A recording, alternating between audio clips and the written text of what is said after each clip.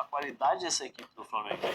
Se você pega um time que não consegue jogar em 2 toques, você não teria esse tipo de entrosamento, porque o time adversário fatalmente iria marcar. E ninguém destoa, né, Zé? Não, nem cara, tecnicamente, nem por falta de vontade. Porque a gente sabe que tá cheio de cara aí que nasceu com o dom, mas aluga aquele quadradinho do campo, então, e de lá não sai. Quem destoava levou um puxão de orelha. Você vê, e até tecnicamente, se você observar, o Bruno Henrique não é esse cara técnico fantástico, só que ele acaba sendo importante pro Felipe na parte física, porque ele pressiona, ele rouba, ele corre, tá difícil, ele vai procurando os espaços vazios, você joga a bola na área, ele tá lá, ele tá finalizando junto com o Plata quando eles jogam, né? Meu pessoal pelo lado, cabecinha bem. Então assim, tem muito das escolhas. O professor falou uma coisa, né, que eu também penso dessa forma. Provavelmente nós vimos aí o Felipe falando do Saul. Ô Saul, tudo bem? Conto com você aqui no Flamengo. Não precisou, já conversava, já jogaram juntos, já conhece. E o Felipe, opa, tem um cara aqui que eu vou conseguir trazer e ele vai cair igual uma luva. Jorginho, vem cá, tudo bom, Jorginho? Como é que você tá? Olha, aqui é o treinador do Flamengo, é o Felipe. Como é que você tá, rapaz? Tudo bem? Olha, eu conto com você aqui, você é peça fundamental para fazer meu time jogar. É muito mais fácil. Muito mais fácil. Tem zona mista, Zé, quer ouvir? Opa, na íntegra. Então vamos lá, a Mari Becker tá chamando a gente. Na íntegra. Prof, vamos lá com a Mari Becker, porque tem... é uma coletiva lá. Vamos lá então com o Danilo. E 6 empates, pesquisei antes, tá? Eu como torcedor vi o Flamengo sofrer muito aqui na minha infância, tá? E isso foi falado bastante porque realmente era um jogo que tinha esse contexto histórico e a gente queria muito mudar isso, né? E, obviamente, pelos 3 pontos, pela sequência do campeonato, a gente entende que cada jogo tem a máxima importância, não tem o próximo jogo sem esse que a gente está vivendo. E a gente tem feito isso, assim, trabalhado jogo a jogo, sem pensar muito no futuro. Eu penso que essa é a melhor estratégia para poder conquistar coisas grandes no final da temporada. A gente entrou num momento onde os pontos pesam ainda mais, né, os últimos 3 meses, digamos assim. A gente tem que seguir nessa linha, não facilitando, dando o máximo de importância para cada jogo, para cada momento. Danilo, Simon Ledo, do Coluna do Fla. A gente percebe que você tem um perfil diferenciado, assim, um cara que se expressa muito bem, né, dá palestra e tal. E pela experiência que tem, a bagagem, quando você veio pro Flamengo, a gente entendeu que não é só dentro de campo o seu incremento, né, esse improve, seria fora dele também. Eu queria perguntar para você assim, como é que você lida com os mais jovens, com talvez a garotada que está vendo da base, mesmo os profissionais mesmo que são menos experientes, têm menos rodagem, por mais que você não entre toda a partida, qual é o seu papel hoje lá nesses bastidores ali, junto com os outros jogadores? Obrigado pelas palavras, tá?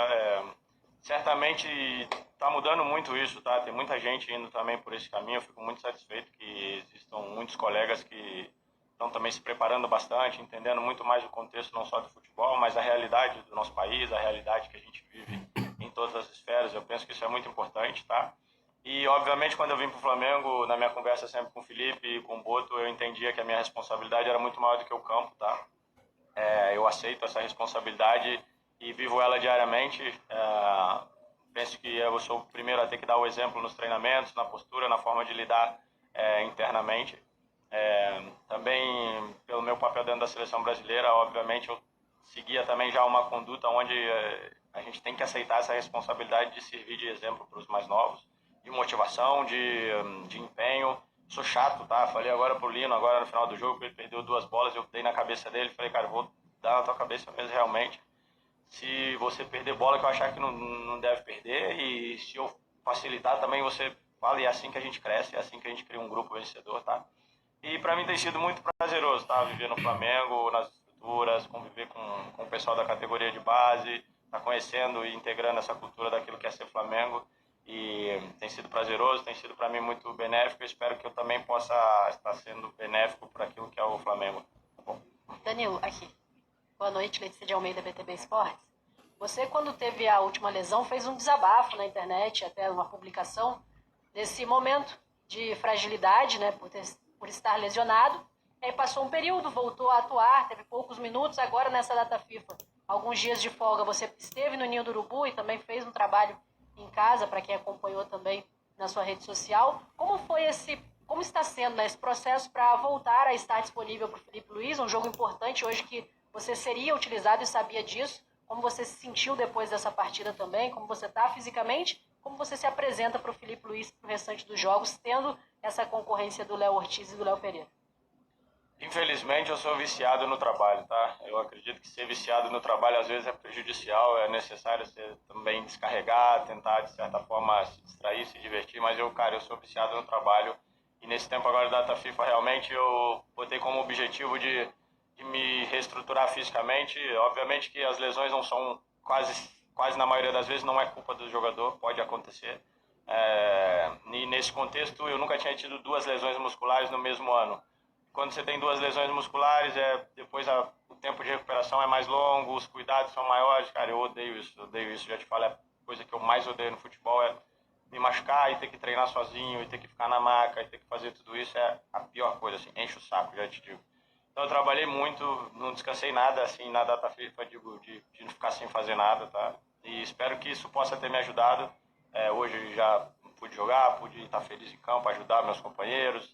E espero estar à disposição o máximo de tempo possível, e aí depois o Felipe decide, mas espero poder estar à disposição, saudável, ajudando o Flamengo a conquistar coisas importantes ainda nesse ano.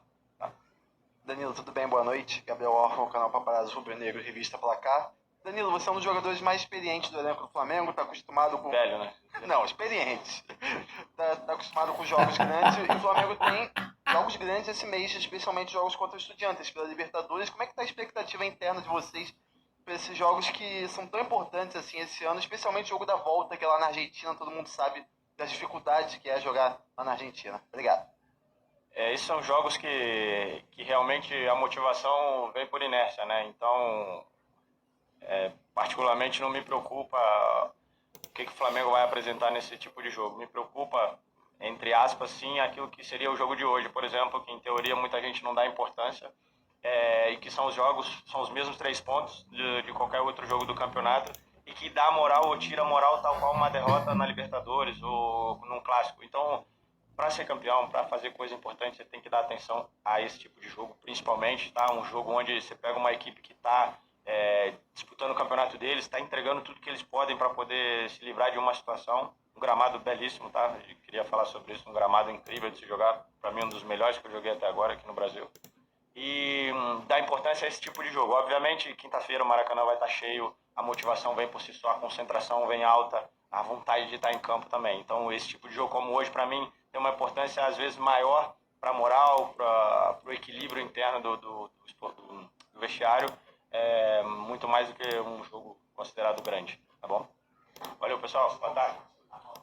Danilo, e você como jogador de alto nível e tendo agora essa reta final da seleção brasileira na preparação para a Copa do Mundo do ano que vem, como é que você vê esse sonho de estar nesse ciclo?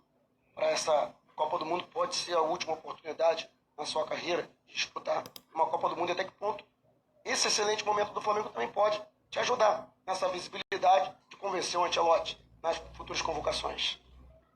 Certamente é a minha última oportunidade de disputar uma Copa do Mundo, a terceira. Esse é um dos meus objetivos, obviamente, mas isso só vai acontecer se eu estiver bem aqui no Flamengo, jogando com regularidade. Creio que a seleção brasileira é pautada, o primeiro critério é esse, você está jogando com regularidade.